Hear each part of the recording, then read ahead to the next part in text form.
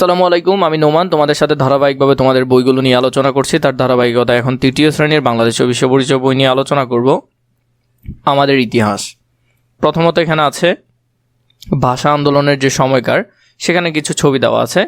ছবি 1, ভাষা আন্দোলনের সূত্রপাত 1947 বা 48-এর সময় এর সূত্রপাত হয়। বিশেষ করে 48টা অনেক জায়গায় এসেছে, তো মনে রাখবে ভাষা আন্দোলনের সূত্রপাত 1947 তোমাদের বইতে দেওয়া আছে, তাই এটাই লিখবে। ছবি 2, ভাষা আন্দোলন 1952। এরপর তৃতীয় নাম্বার ছবি দেওয়া আছে। ছবি 3, শহীদ মিনার 1952 সালের দিকে এমন ছিল। পরবর্তীতে 4 নম্বরের শহীদ মিনার 1963 সালে এরকম করে করা হয়। এই চারটা ছবি সম্পর্কে আগে আমরা কিছুটা জেনে নিয়ে এরপরে বাকি দিকে আগাবো। প্রথমে ভাষা আন্দোলনের সময় 1948 যে সূচনা হয়, 1948 সালে পাকিস্তানের শাসক গোষ্ঠীর ঘোষণা করে যে উর্দু হবে রাষ্ট্রভাষা।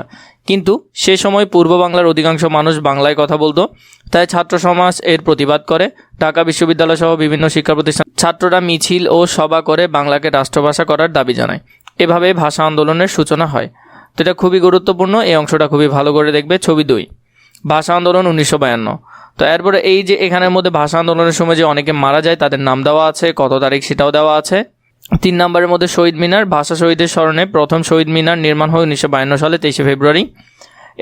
এটি ছিল অস্থায়ী নির্মাণ। পরবর্তীতে স্মৃতিসৌধ আবার নতুন করে, পরবর্তীতে শহীদ মিনার আবার নতুন করে করা হয় 1963 সালে আবার করা হয়। নতুনভাবে কেন্দ্রীয় শহীদ মিনার তখন করা হয়। এই যে ইনফরমেশনগুলো আছে এগুলো দেওয়ার কারণ এটাই, যাতে তোমরা ইনফোগুলো একটু জানতে পারো, তোমাদের যাতে উপকার হয় এই জন্যই। প্রথমে এখানে দেওয়া আছে, দেখো এখানে আমাদেরকে কিছু কাজ দিবে। কাজগুলো হলো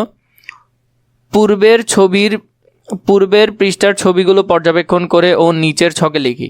প্রথম ছবির মধ্যে আমরা 4টা বিষয় লিখব। ঘটনাটা কখন, যে 4টা ছবি ছিল সেগুলা, ঘটনাগুলো কখন ঘটেছিল সেগুলো লিখব, কেন ঘটেছিল সেটা আমরা লিখব। প্রথমে যেটা দেখলাম, প্রথমে হলো আমরা যে ছবিগুলো লিখব। প্রথম ছবিতে আছে ভাষা আন্দোলনের সূচনা 1947 অথবা 48, ভাষা আন্দোলনের মিছিল 1952, প্রথম শহীদ মিনার স্থাপন করা হয় 1952-তে, এরপরে কেন্দ্রীয় শহীদ মিনার গঠন করা হয় 1963-তে। এরপরে ঘটনাগুলো কখনের, একটা 1948 সালের, একটা 12 ফেব্রুয়ারি 1952, একটা 23 ফেব্রুয়ারি 1952। অথবা তুমি যদি কেন্দ্রীয় শহীদ মিনার দাও তাহলে সাল হবে এটা। সালগুলো কিন্তু ওইখানেও দেওয়া আছে, তোমরা জাস্ট এখান থেকে বসাই দিবে। কেন ঘটেছে এগুলো? পাকিস্তান সরকার উর্দুকে একমাত্র রাষ্ট্রভাষা করার সিদ্ধান্ত নেয়, কিন্তু পূর্ব পাকিস্তানের অধিকাংশ মানুষ বাংলায় কথা বলতো। তাই বাংলাকে রাষ্ট্রভাষা করার দাবিতে ছাত্র সমাজ আন্দোলন গড়ে তোলে। এই কারণেই ভাষা আন্দোলন সংগঠিত হয়। কেন ঘটেছিল সেই বিষয়টা তোমরা এখানে সুন্দর করে লিখবে। এরপর আমাদেরকে যেটা দিয়েছে, 1947 সালে ভারত ও পাকিস্তান নামে 2টি স্বাধীন রাষ্ট্রের জন্ম হয়। কত সালে? 1947 সালে। পাকিস্তান 2টি অংশে বিভক্ত ছিল, একটি পূর্ব পাকিস্তান, অপরটি পশ্চিম পাকিস্তান। পাকিস্তানের জনসংখ্যা বেশিরভাগ লোকেই ছিল বাঙালি। বাঙালিদের মাতৃভাষা বাংলা। বাঙালিরা পূর্ব পাকিস্তানে বাস করত। তো আমরা কোন দিকে থাকতাম? আমরা পূর্ব পাকিস্তানে থাকতাম। কিন্তু পাকিস্তানের শাসকরা পশ্চিম পাকিস্তানের উর্দুকে রাষ্ট্রভাষা করার সিদ্ধান্ত নেয়। 1948 সালে পূর্ব পাকিস্তানের জনগণ বাংলাকে রাষ্ট্রভাষা করার দাবি করেন। কত সালে? 1948-এ। এই সময় বাংলা ভাষার দাবিতে আন্দোলন করতে গিয়ে অনেকেই গ্রেফতার হন। কিছুদিন পর পাকিস্তানের গভর্নর জেনারেল মোহাম্মদ আলী জিন্নাহ ঢাকায় আসেন। তিনি ঢাকা বিশ্ববিদ্যালয়ের এক সভায় উর্দুকে পাকিস্তানের একমাত্র রাষ্ট্রভাষা করার ঘোষণা দেন। ছাত্র সমাজ সরাসরি তার প্রতিবাদ করে।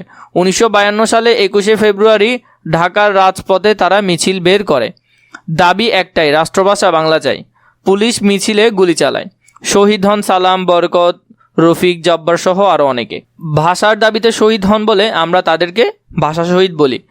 1956 সালে বাংলা ও উর্দু উভয় ভাষাই পাকিস্তানের রাষ্ট্রভাষা হিসেবে স্বীকৃতি লাভ করে। 1952 সালে ভাষা শহীদের স্মরণে প্রথম শহীদ মিনার নির্মিত হয়। কত সালে? 1952 সালে।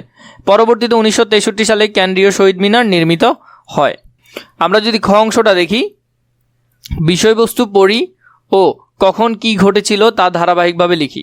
তাহলে আমরা বিষয়বস্তুগুলো পড়ে আমরা এখানে কি ঘটেছিল ধারাবাহিকভাবে আমরা লিখব। প্রথমে ভাষা শহীদ বরকত 1927 সালে মুর্শিদাবাদ জেলায় বাবলা গ্রামে জন্মগ্রহণ করেন। ছোটবেলা থেকে তিনি মেধাবী ও সাহসী ছিলেন, 2-এ লিখতে পারো।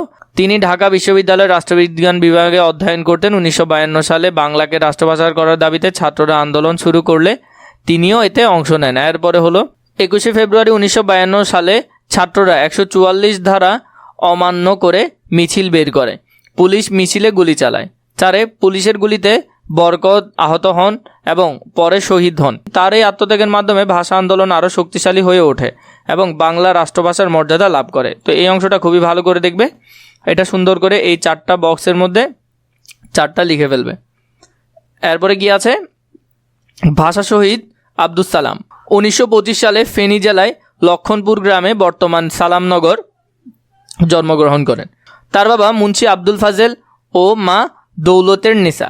ভাষা শহীদ আব্দুল বরকত ভারতের মুর্শিদাবাদ জেলায় বাবলা গ্রামে জন্মগ্রহণ করেন। তার বাবার নাম শামসুজ্জোহা এবং মা হলো হাসিনা বিবি। ভাষা শহীদ রফিক উদ্দিন আহমেদ 1926 সালে মানিকগঞ্জ জেলায় পারিল গ্রামে জন্মগ্রহণ করেন। তার বাবার নাম আব্দুল লতিফ ও মা রাফিজা খাতুন। ভাষা শহীদ আব্দুল জব্বার 1919 সালে ময়মনসিংহ জেলায় পাচুয়া গ্রামে জন্মগ্রহণ করেন। তার বাবার নাম হাসেন আলী এবং মা হলো সাফাতুন নেসা। ঘতে আমাদেরকে বলেছে ভাষা শহীদ সম্পর্কে তথ্য খুঁজে বের করি এবং নিচের ছকে লিখি। এরপরে আমরা যদি ওদের এগুলো ফিল আপ করি, যেমন সালাম, জন্মস্থান, জন্মসাল, মা বাবা, তারপরে রফিকের ক্ষেত্রে জন্মস্থান, জন্মসাল, মা বাবা, এগুলো যেভাবে পূরণ করবে এখানের মধ্যে দেওয়া আছে। যেমন সালাম ফেনী জেলায়, জন্মসাল হলো 1925, মা হলো দৌলতুন্নেসা, বাবা হলো মুন্সি আব্দুল ফাজেল। রফিকেরগুলো হলো মানিকগঞ্জ জেলায় জন্মগ্রহণ করেন 1926 সালে, মা ছিল রাফিজা খাতুন, বাবা হলো আব্দুল লতিফ। বরকতের ক্ষেত্রে জন্মস্থান দেখি মুর্শিদাবাদ, পশ্চিমবঙ্গ, জন্মসাল হলো যে 1927। এরপরে মা হলো হাসিনা বিবি, বাবা শামসুজ্জোহা। এরপরে জব্বারের ক্ষেত্রে জন্মস্থান হলো ময়মনসিংহ, জন্মসাল হলো 1919, মা হলো সাফাতুন নেসা, বাবা হলো হাসেন আলী।